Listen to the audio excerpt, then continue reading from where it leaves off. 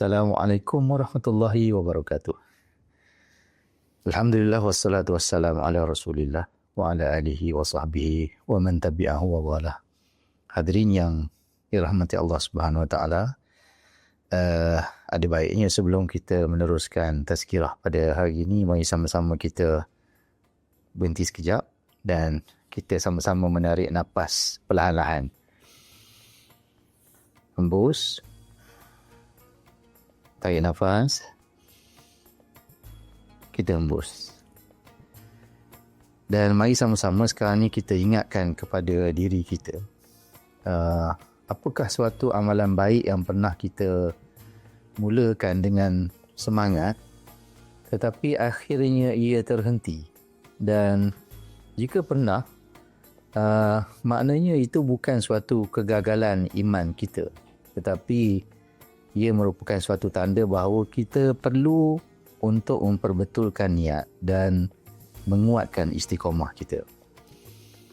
Nabi SAW bersabda, sesungguhnya setiap amalan itu bergantung kepada niat dan setiap orang akan mendapat apa yang dia niatkan. Jadi hadis ini sebenarnya mengajar kita bahawa niat itu adalah suatu roh kepada amalan kita. Dan Al-Quran juga mengingatkan kita bahawa dalam surah Al-Bayyinah ayat yang kelima, Allah Subhanahu Wa Taala memberikan suatu statement padahal mereka tidak diperintahkan melainkan supaya menyembah Allah dengan mengikhlaskan ketaatan kepadanya. Jadi niat yang ikhlas kerana Allah menjadikan amalan yang kecil tetapi dia bernilai besar. Dan amalan yang biasa akan menjadi ibadah. Nabi juga telah menegaskan kepada kita bahawa niat itu sebenarnya menentukan destinasi kita pada akhir nanti.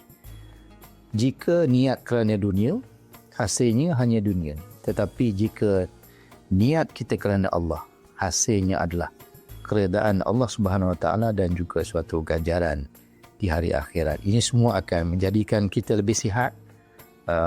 Kesihatan kita sama ada fizikal dan juga mental kita akan menjadi lebih berenergi sesuai dengan SDG yang ketiga daripada 17.